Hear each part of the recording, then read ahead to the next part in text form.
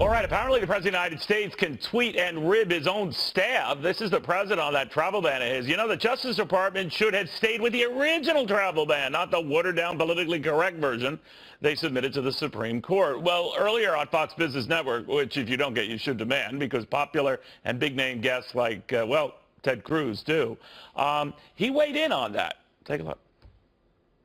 These terror attacks highlight the need to do everything we can to defeat radical Islamic terrorism and to keep our country safe. All of us hope and pray we don't see similar terror attacks here at home. That threat is out there.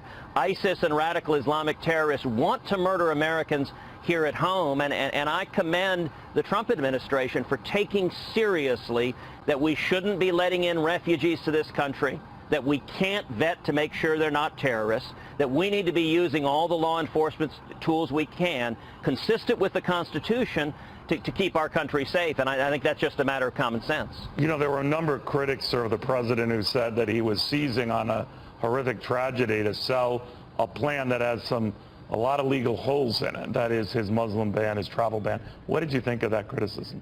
Well, listen, there are a lot of folks on the far left who are just angry, and they're furious about the election. They're not even mad at President Trump or Republicans. They're mad at the American people. They're mad at the voters for electing a Republican president, giving Republican majorities in both houses of Congress, and so they're going to attack whatever the president does. You know, I've got to say, when it comes to keeping this country safe, I think people are frustrated by a government that is handcuffed, or at least in the prior administration, by political correctness. They want to see leaders that stop radical Islamic terrorists, stop them before they carry out their attacks. You know, I'll note, in the prior Congress, I introduced legislation that would put in place a common sense 3-year moratorium on refugees coming from nations where Al-Qaeda or ISIS or other radical Islamic terrorists control large portions of territory. And the reason is simple. Our FBI has told us they can't vet those refugees to make sure they're not terrorists. This shouldn't be a partisan idea. It shouldn't be Republican or Democrat. Everyone should come together and say, listen, we have the first responsibility of the federal government is to protect this nation, keep this nation safe, and we need to be serious and use every tool we can to protect against acts of terror, and ideally to prevent them before they occur, rather than just dealing with the grief and suffering in the aftermath. You know, part of the targeting has been on these social websites, Facebook and Google and Twitter, Senator.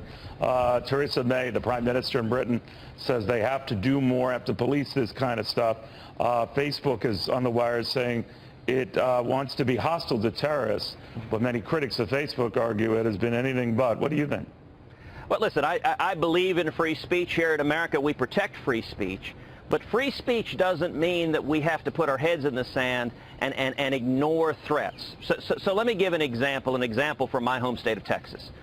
We all remember the horrific terror attack that happened at Fort Hood, where Nidal Hasan murdered 14 innocent souls. Now, before that terror attack occurred, the federal government, the Obama administration, they knew that Nidal Hasan was in communication with Anwar al-Awlaki, a radical Islamic cleric. They knew that he had asked Anwar al-Awlaki about the permissibility of waging jihad against his fellow soldiers.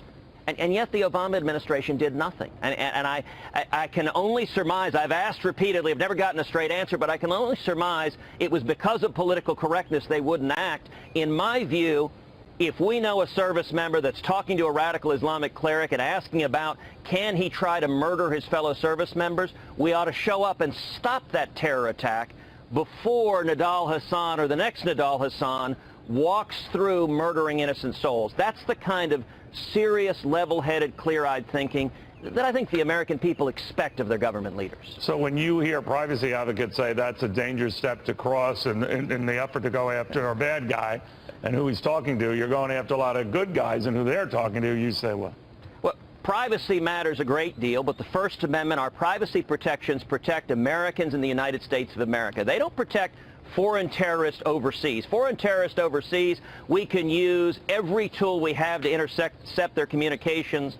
And you know, Neil, the thing that is maddening is with terror attack after terror attack after terror attack, whether Nidal Hasan at Fort Hood, whether the Zarnaf brothers, the Boston Marathon bombers, whether it was the Orlando nightclub terrorist, The government has had the communications. It's intercepted the communications, and it knew about the threat before it occurred, but the administration was unwilling to act because of fears of political correctness. You know, I chaired a hearing in the Senate on the willful blindness of the Obama administration, where the Department of Homeland Security had undergone a purge, and the White House used that term purge, to alter or delete over 800 records to remove references to radical Islam or the Muslim Brotherhood. Listen, that doesn't make any sense, to be ignoring the red flags we see. We can protect privacy of American citizens here at home. We do a good job of that. But at the same time, we've got to be clear-eyed about the threat we face abroad to prevent horrific attacks like the ones we've seen in the UK.